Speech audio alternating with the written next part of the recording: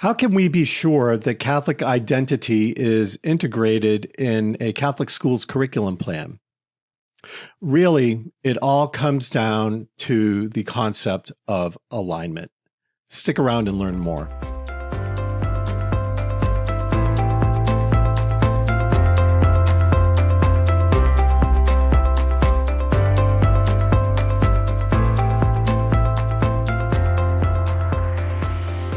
So to answer that question of how do we structure things in a school's curriculum plan to ensure Catholic identity in all content areas, I want to start with a story.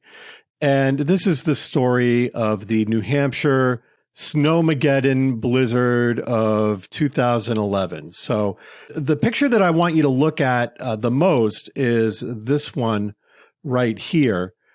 And you'll see that the leaves were still on the trees. So not only was this a destructive blizzard in terms of the amount of snow that we received, but the snow it was like a wet, heavy snow, and it collected on the trees, and the leaves held it on the branches, and all of the branches of the trees snapped off, leading to power outages for just hundreds of thousands of people in the state. And where we were located in the school where I was working, the Catholic high school, we were located really in the heart of the destruction, right where that red circle is in this image, indicating that we got over 20 inches of snow. And it was just really impactful for schools. Schools had to be canceled for a number of days while power was out, and we all had to deal with that. So we were expecting this blizzard to come. We saw it like creeping up through the through the map of the day before. So planning for that, we triggered our blizzard bag protocol, and we let the teachers know that they would be conducting instruction online on the first day of that event, where we still did have some power and students were still able to access the internet. So that night, the night before the blizzard, we had a basketball game with a local rival. The gym was packed. And this is what ChatGPT thinks a gym full of students at a basketball game looks like. And I was there as an assistant principal to supervise students and make sure that they were on their best behavior. And a lot of teachers went to the game, and I was there standing next to a biology teacher. And we struck up a conversation. And the biology teacher said, Mr. Fussell, well, she called me Ron. Ron, I have no idea what to do for the blizzard bag day tomorrow for biology. I have no idea what to give the students. So knowing from the curriculum plan that the biology class was studying genetics at the time, I recall that I had just read an article where it was revealed that scientists had discovered a way to fertilize a human embryo with the genetic material of 3 parents. And this, I'm not an expert in biology or, genetics or anything like that. But this is what I guess it looks like. So you have a mother and a father and a donor. And through this process, we can have a human life that is fertilized with the genetic material of three adult women and men. So obviously, in terms of Catholic identity, there's a discussion to be had there. And my recommendation to this teacher at the basketball game was, why don't you just provide a copy of the article to the students and have them engage in some online discussion about the ethical and moral implications of this discovery. And I remember her reaction. This is something that just really resonates and is enduring knowledge for me. Her reaction was, why would I do that? I'm just a biology teacher. So that is a reflection to how our curriculum plans were designed at the time.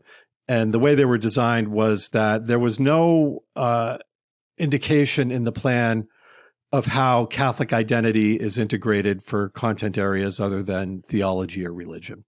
So the goal at that point was to revise our planning process so that we could start to account for that in the curriculum plan. And I think that's really essential.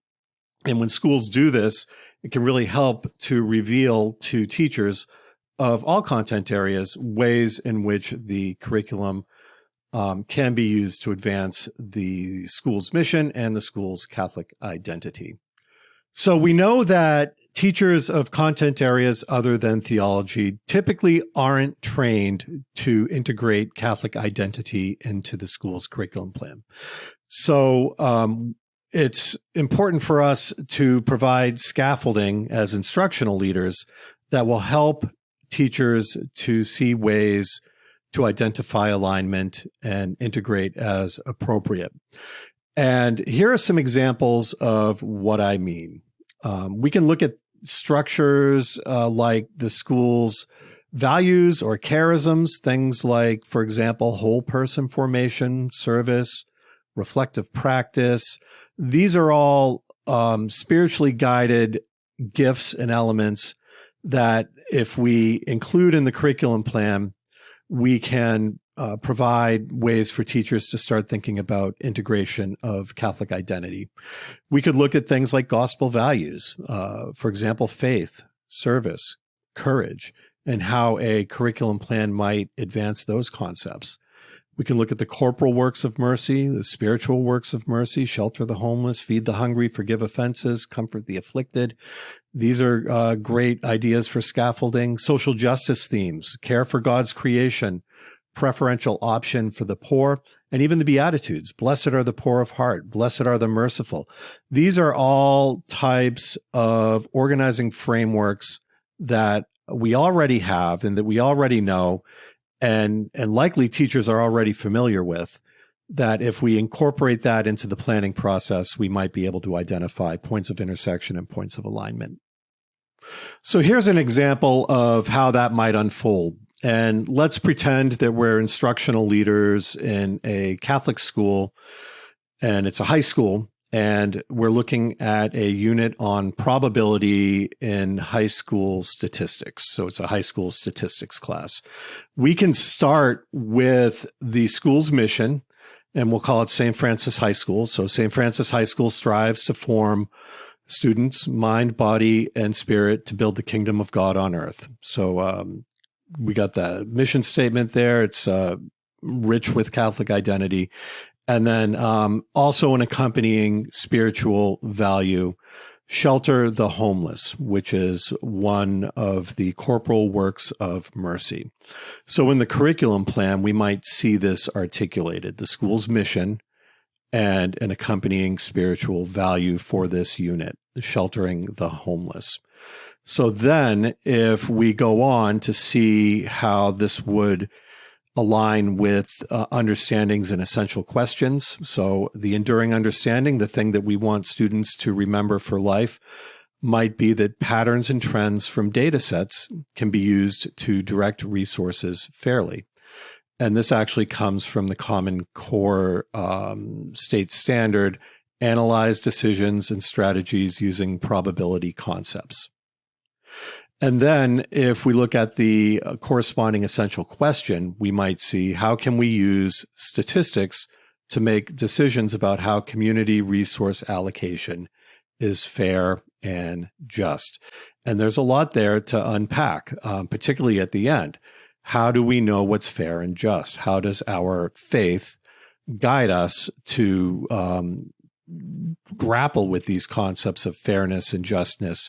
Is it just that everybody gets the same thing, or are resources directed to where needs are most prevalent? So this is all good discussion to have, and it all relates directly to the unit of instruction for this class. And then finally, if we look at how that might align with assessment strategies, then maybe an assessment for this unit of instruction, and I'm not saying the only assessment, but maybe one at the end of the unit, might be for students to identify patterns and trends present in socioeconomic data for different local neighborhoods. And there are resources online where this information can be identified. Or maybe students will compose a persuasive essay advocating for increased social support based on their statistical analyses. And I know this isn't an ELA class, but literacy is another thing that should be integrated across all content areas. And this could be a literacy integration as well as a Catholic identity integration. So that could be a really powerful kind of assignment too. And it's not a ton of work to plan an essay. It might be a little bit of work to plan the other example of assessment, identifying patterns and trends, because you have to find the data. But in any case, these types of projects can really provide to students the opportunity to think about how what they're learning is relevant in their lives, how it will be important for them to know as adults, and how it integrates with that spiritual value of sheltering the homeless.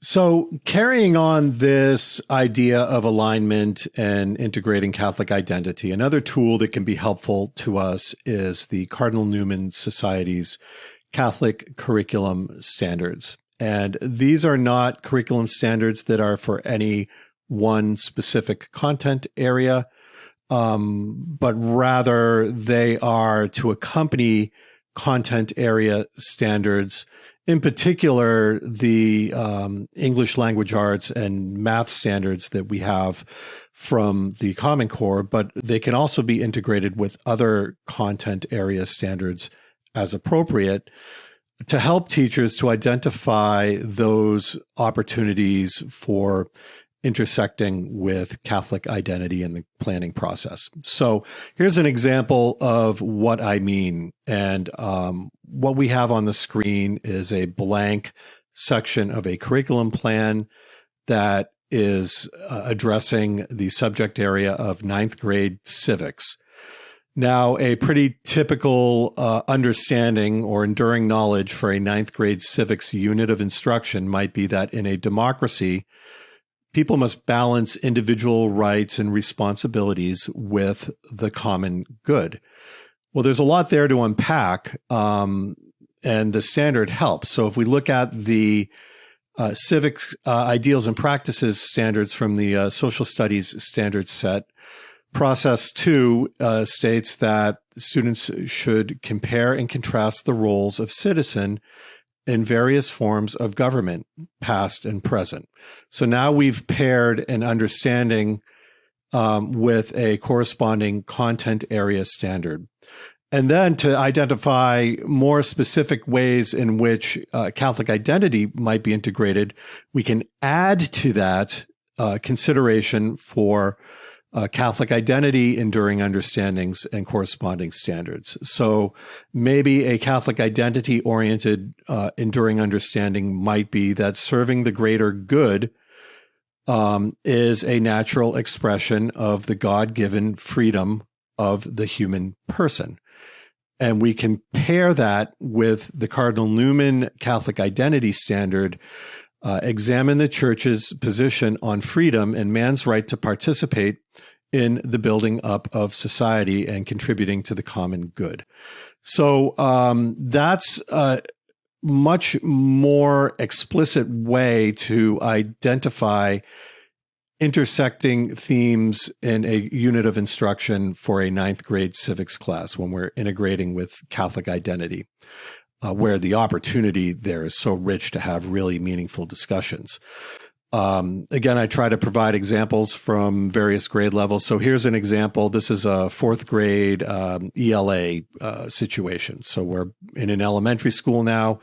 Maybe the content area enduring understanding is that in a story, a character's thoughts, words, and actions can be used to describe that character, with a corresponding content area standard to describe in depth a character, setting, or event in a story or drama, or drawing on specific details in the text. For example, a character's thoughts, words, and action. Again, there's a lot of rich opportunity to integrate Catholic identity here, but sometimes we need a little bit more explicit, concrete support And those Catholic identity standards can help.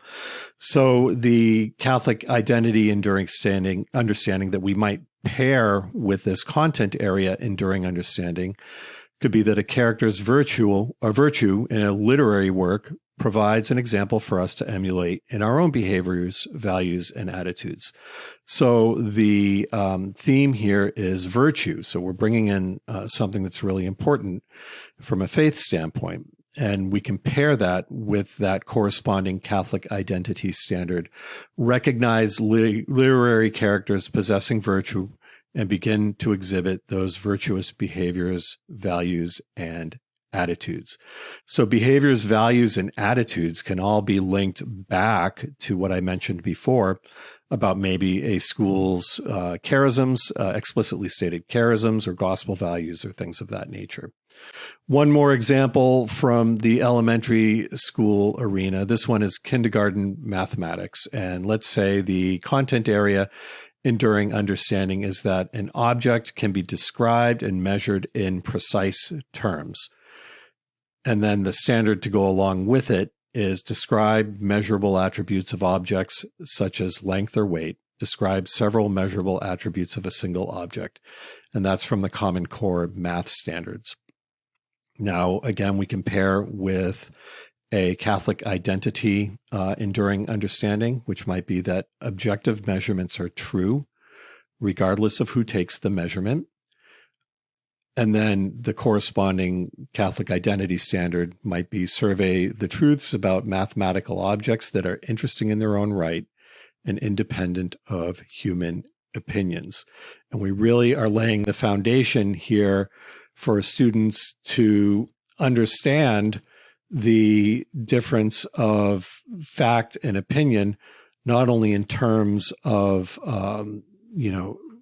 life in general and the school's curriculum plan in general, but in particular, how it relates to faith and what is true according to faith and according to natural law. So, laying that foundation at the kindergarten level will really help to build the curriculum plan up in other content areas down the road if we have a coordinated approach. So we can build this out even more, looking at the 3 examples that I shared: 9th grade civics, 4th grade literature, and kindergarten mathematics. If we look at the Catholic identity enduring understandings that I already mentioned, we can really pose some thoughtful, essential questions to go along with that. And we know from previous videos that essential questions are part of the curriculum plan too. They're essential in that they capture the essence of what that unit of instruction is supposed to be covering. So corresponding essential questions for 9th grade civics might be, what does it mean to be free? Or what are our obligations to the greater good in a democratic society? In 4th grade literature, those essential questions might be, what does it mean to be virtuous? And how are my virtues reflected in my actions? And then finally, in the kindergarten math unit, regarding measurements, corresponding essential questions might be, how can we describe something using objective statements? Or how can we use measurements in math to know the difference between truth and opinion? So all good examples here of how the curriculum planning process, when we're thoughtful about Catholic identity, when we engage in that process, can lead to the revelation of opportunities for that thoughtful integration. And then finally, I'm only going to share examples from 9th grade civics here. I'm going to carry that out to other parts of the curriculum plan, just in the interest of saving time. I won't go into the 4th grade or kindergarten math, but in any case, you'll see what I'm driving at with 9th grade civics. So if the enduring understanding for 9th grade civics is that committing to the common good is a natural expression of the God-given freedom of the human person, and if we have essential questions like, what does it mean to be free?